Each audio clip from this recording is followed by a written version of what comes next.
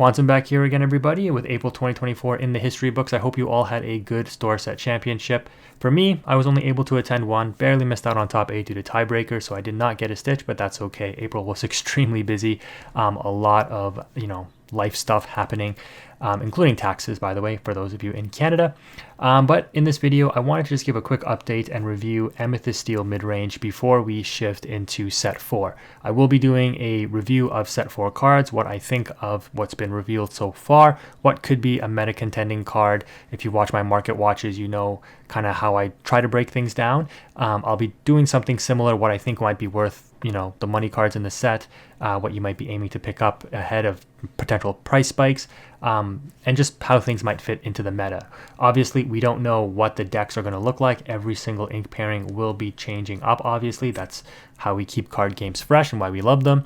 But I do want to visit Purple Gray or Amethyst Steel because I think that this deck is really well poised to remain a very consistent deck that deals very well with something that you're seeing kind of reemerge in the meta, which is everybody staying very low to the ground in terms of their aggro strategies. And this deck is very nice because it can hang with the Emerald discards because it has the card draw from Amethyst, even though you do play songs that are able to be ripped.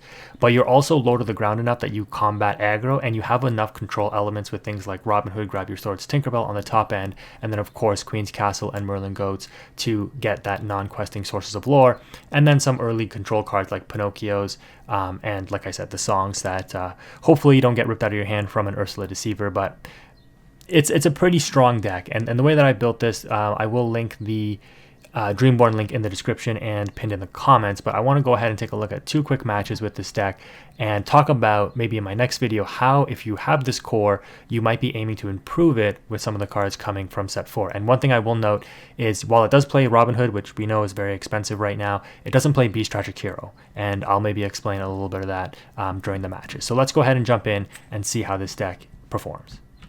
So in this first matchup here, we're going up against Amber Steel. And it's natural to think that you're going up against some variation of Amber Steel's song, so either the Lantern version, the Flute version, or the Pride Land version. However, you are seeing some aggro variations of Amber Steel pop up, and this one is kind of a hybrid, I guess, but you'll see kind of what happens. On the mulligan, because we're on the draw, we're going to put back with the Storm Rage on, because it is a little slow, especially if we anticipate that the opponent is going to Whole New World. It just means that we're not going to really be able to establish a turn 3 drop in order to singlet the Storm Rage on for that advantage. The opponent starts off with a Pluto though, so no turn 1 Cinderella, which is always nice. So we're just going to go ahead and answer that with a Robin Hood if they opt to exert the Pluto to get the extra ink, so to speak. We will take it out with the Robin Hood, which is nice. Because they bare necessitied me, I opted to ink the Queen's Castle, but unfortunately they still dropped 1 on turn 2 to take my friends, so that's okay. The opponent is on 5 cards, we're on 5 as well, but they obviously have the ink advantage. But we do have a Mim Snake established here, which is fairly strong in this situation, because again, it just threatens that Pluto. They drop a Pride Lands, and the opponent knows what I have in my hand. I have the Crab, which is a great answer to any location. They're going to opt to use the Pluto in order to put down another aggro threat in the Wendy Darling. And at this point, I'm thinking they must have a Whole New World, but they don't have any viable shift target for it yet.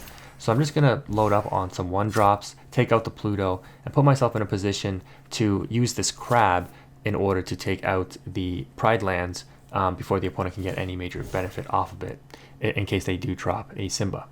So, or a Benja, which are both kings. They opt to drop a Stitch and another Pride Lands, and then at this point now I'm thinking, okay, they're probably on the Stitch combo that they're going to try to get off where they drop the infinite 1-drops, but they do need a Simba or a Benja in order to start that combo off. So I'm going to hard cast the Strength of the Raging Fire to take out the Stitch, because I anticipate the last card in their hand is a Rockstar Stitch that they're looking to shift onto. And then I'm just going to throw all the characters into the Pride Lands, keeping my Rabbit and my Crab so that I can use the Crab next turn to take out the Pride Lands if needed. This Wendy Darling questing for 2 isn't threatening anything. At 1 strength, it's not going to take out any of my characters on board either.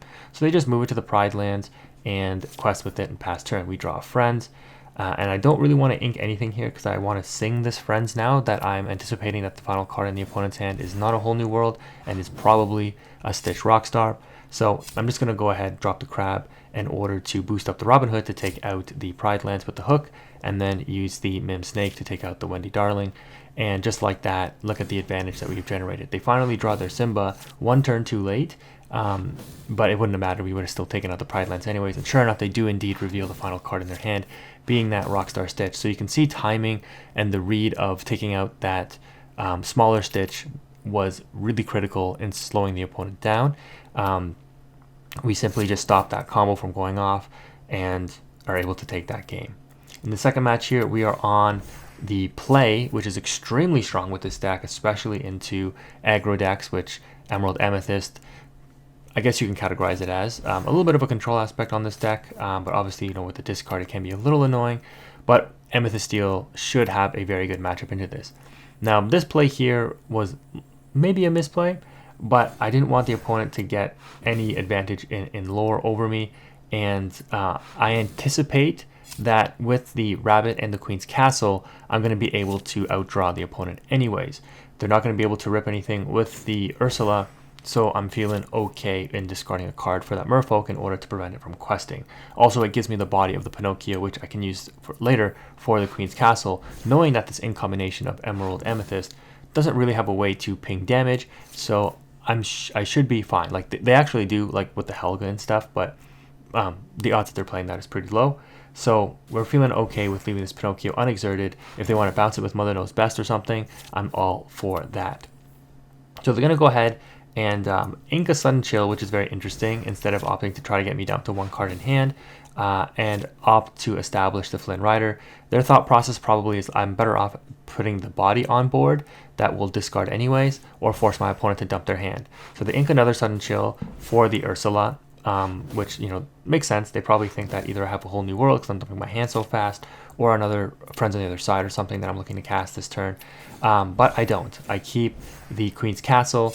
The Ursula doesn't discard. They ink both of the Sudden Chills. They've got double Pascal, but that's not threatening at all because now I'm pushing 5 lore on board plus 2 from the Queen's Castle. They don't have enough on board to deal with the castle, even if they had a Crab.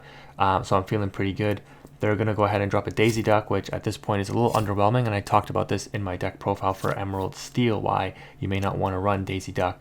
But you can see here at this point, we're at 9 lore. We have 4 characters on board and a Queen's Castle. The opponent does have 5 strength on board now, but I'm going to put them in a situation where if I quest with everything, I'll either get game next turn because they'll have to deal with my characters, which means they cannot deal with the Queen's Castle. So I just move 4 characters to the castle after dropping the draw for turn, which is the hook. Quest with everything. The opponent knows it's over. They give me the well played because they can't throw everything into the Queen's Castle. They're going to have to take out some characters in order to survive, which means that we're going to be drawing 3 to 4 cards next turn. They do indeed play the Helga, so some nice interesting tech there from the opponent, but they have to quest with it in order to deal the extra damage to the Robin Hood since it's the only damaged character on board.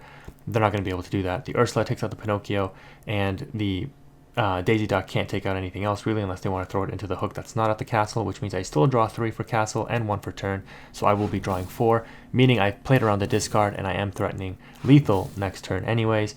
They realize it, they just quest and pass. We gain the 2 lore off the castle going to 16, draw a total of 4 cards, take out the Daisy Duck with the Robin Hood to gain 2 lore, and then just quest for game. If you enjoyed this video, let me know in the comment section below. Thank you again for watching, guys. Quantum is out.